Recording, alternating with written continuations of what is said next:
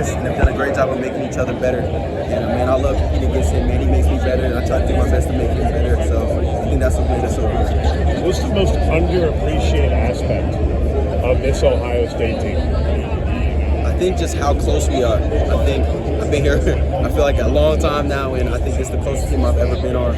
So many dudes that have been through their own journeys, man, and I think that's what the coolest part is. Everyone's faced adversity on their own, and somehow all face adversity together as well, and I think that's why we play with so much passion. You know, Quinshon Judkins made that same exact comment to me, and it's a dude who just came in this year. Yep. As an Ole Miss transfer. When did that really click? Was it after that Michigan loss? Was it earlier on? When did that click, that family-type atmosphere? Yeah, I think, well, we did a great job of, the transfers, all the new guys coming in and fitting in.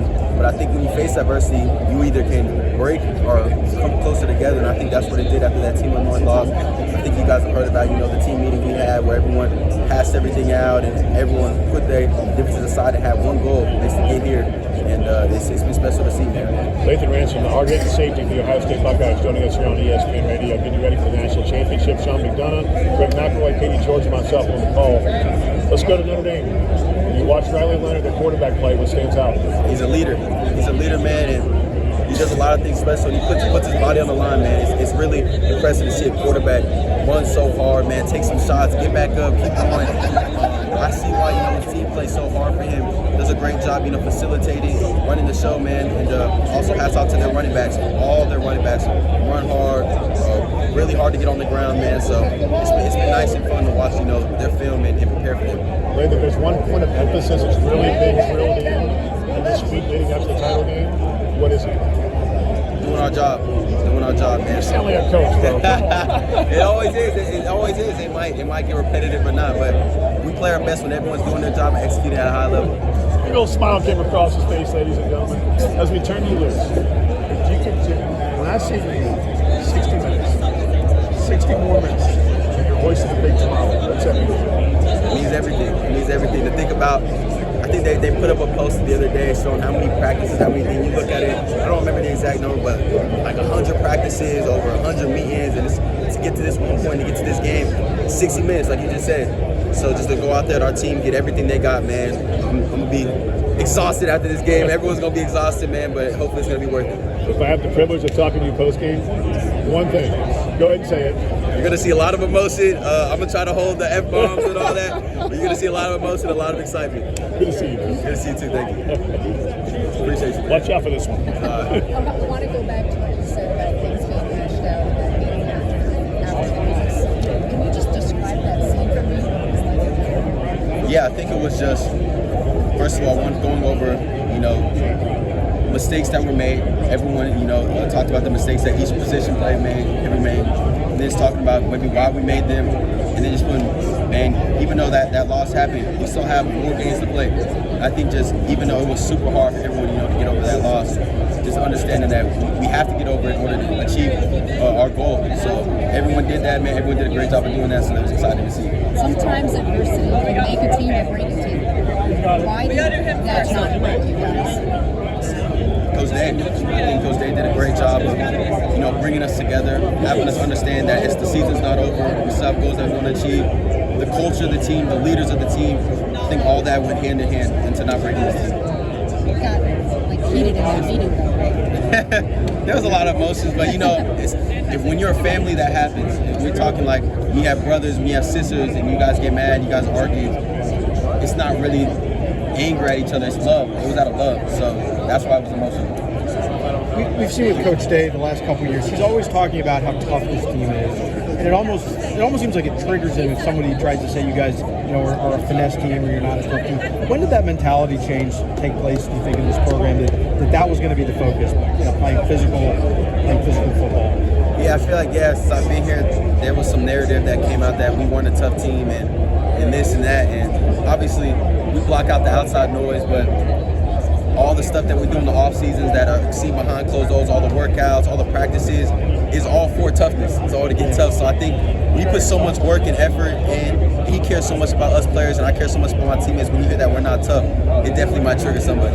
Yeah, but I mean, have you guys changed as a program since you first got here to now, just in terms of the way you play defense, how aggressive you are, how physical you are? mean, I feel that scheme has changed. We've had different coaches since I've been here. But I feel like toughness was always something Coach Mick and Coach Day did a great job of enforcing. And I don't think since I got here that we've gotten tougher at in any aspect. I feel like we've just executed game plans better. And players had the ability to make bigger plays, bigger hits, which might make people think that we're tougher. But I feel like we've always been tough. And I think that especially like the goal line stands and things that you guys have had this year, how does, like you talked about the preparation in the preseason, is there a direct, correlation between that and what you've done on the field in those games? Maybe all the one-on-one competitions. I mean, there's so much competition that goes off in the offseason, where it's me against Caleb, where it's the Quinshawn against Trey, one-on-one, and it's either win or lose. And that's it. There is no, we got first place, second place. It's win or lose. And I think that's what it goes into. And then it's enforced in our heads on defense is give us an inch, we'll defend it. And we really live by that. We don't stress, we don't freak out when it gets to the 1 yard line. When it gets, maybe there's an inch, we do everything we can to defend it, man. So I think that's why. You played going through those one-on-one matchups, trying to think. For a lot of people on the outside, back in January, February, we looked at the roster and said, this is a championship must for this team. The collection of talent that you had. Was that the mentality and mindset on this team inside your walls? Yeah, well, I mean, you've seen it, honestly, at this time last year, which is crazy to think about, all the seniors, all the dudes that decided to come back and put their personal goals aside to achieve this goal. And it's pretty special. I mean, you talk about how when you face adversity, you don't break. I mean, that's right there. That was the first example of the brotherhood coming back to put your personal goals aside to achieve this one goal. And yeah, I hate when people say, win or bust, but like you said, we did everything to come back to win. So, yeah. Speaking of this time last year, your rival had won the national championship. Did that provide any additional motivation on top of all the guys who were missing back? Yeah, I feel that it definitely provided some motivation. I mean, to see your biggest rival, achieve your goal, it definitely hurts. It makes you feel some type of way. So for us to have the opportunity to do that this year, it's extremely exciting. Did you watch the game? I think I watched a little bit, but I definitely didn't watch the whole game. You couldn't watch that celebration at the end, right? You talk about Riley Leonard a lot. When you have a quarterback that's not just a runner, but part of the run game, how does that change the math for you guys and how you guys want to go about it? Yeah, first of all, he does a great job of running the ball. He does a great job. But like you said, I think just the coaches are going to come up with a great plan, a great scheme. We just have to go out there and execute it. So that's what we got to do. I'm really curious too. Notre Dame special teams is really unique, and they do a lot of different things. They force defenses to stay on the field, and you saw that sure when they run the defense back on. How much of an emphasis has that been in these last couple of days when you face it on team and whatever they do this week? Yeah, I think that they do a great job of on their punting. They play really hard. They execute at a really high level. They fly around, really physical. So I think that we got to do is go out there and do our job. Like I said, fly around, we match their physicality. And they prepared us. Our coach did a great job preparing us for all the different things they could possibly do. So we're just go out there and execute their job. The last one I have is schematically. Notre Dame, like you said, with Leonard, he's part of the run game. Is there a quarterback that you guys played that was as part of the run game that you can remember? Because Gabriel could move a little bit, Nico could move a little bit, but there wasn't as much QB designed runs as you see with Leonard. So is there a guy that you played last year or two that? If I really sat here and think, maybe I could think one, but this year, no. I feel like this is definitely the first time that we've seen as much design QB run from a quarterback, and they do such a great job of it, especially on the plays they need to have. So, no, I don't know if we've seen one this year, but I think our scout team and our coaches did a great job, providing us the look that we're missing.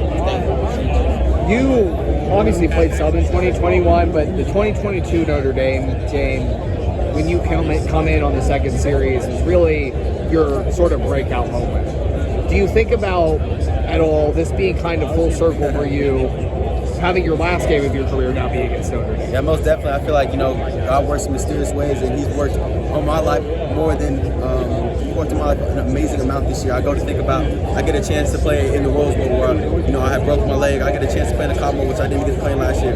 Now I get a chance to play against Notre Dame, where I really, like you said, I had my breakout there. So I just thank God, man, because it's amazing to watch His works.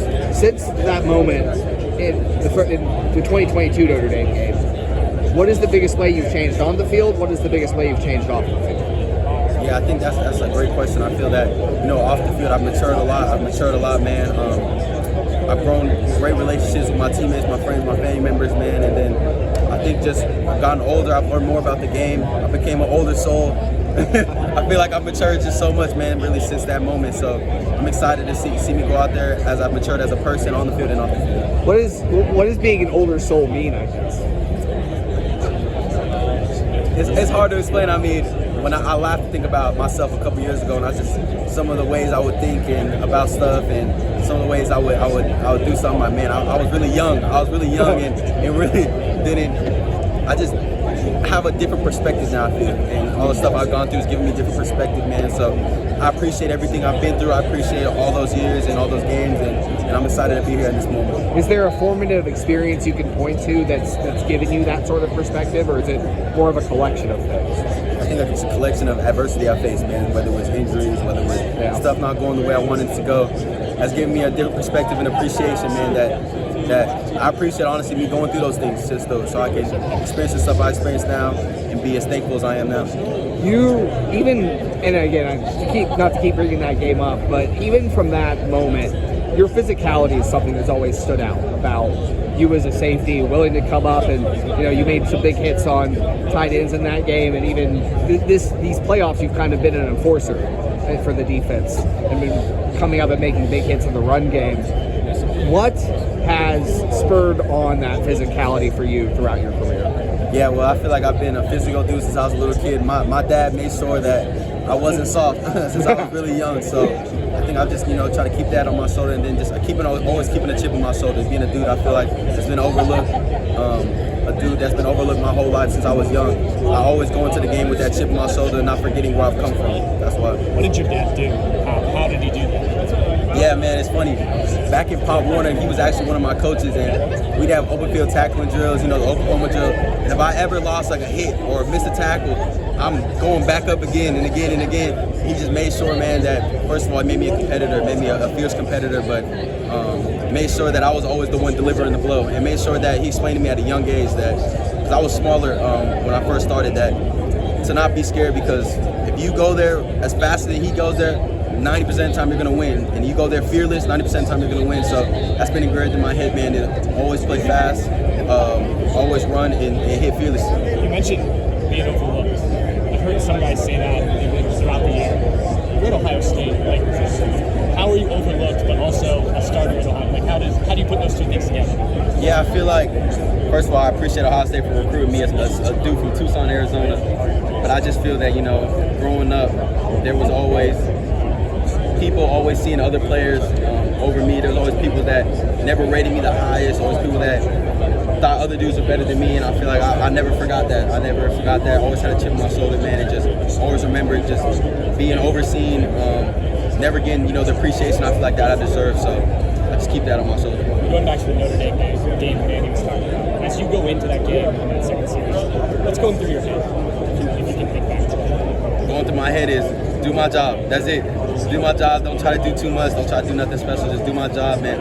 Coach knows going to call the right defense to allow me to make plays. And obviously the injuries are tough, but guys talk a lot about throwing through them and things like that. How do you think that maybe those help to become the player you are now? Yeah, I think just never taking anything for granted, man. I try to tell the younger dudes and give them nuggets, saying every meeting, every practice, every walkthrough, even though it might get repetitive, and we're at 100 plus of all those now at this point in the season, but just appreciate them, because when it's taken away, man, there's nothing more you want to do to get to that meeting, to get to that practice, to play in that big game. So I think just give me perspective and appreciation. It's kind of a lonely feeling, is that how you would describe it? Most definitely. Having Caleb here this year, how much has that helped you, playing alongside him, watching him? Obviously he's a younger guy, when you hear about how he handles meetings, how he watches films, just how much has he helped you and maybe even some of the young guys in that room as well? Yeah, it's been great. I mean, when he first transferred in here, you can see his maturity immediately as when he's getting in, getting into the meeting rooms, doing as much as he can to learn the defense. And then just as a competitor, man, it's been great to, compete against him in everything we do, man. If you laugh, I laugh, because we compete in everything. Everything you can think of, we're competing in to make each other better, man. So it's been special. And yeah, he's been a great leader to a lot of the younger dudes, so it's been special to watch. And obviously, regardless of what's Monday, your last game, who's next to step in alongside Caleb? It's a bunch of dudes that can step up and make a lot of plays, man. Not my decision to make. It's the coaches, so I'm excited to see all the younger dudes get a lot of play time, man. It's going to be nice. Thank you.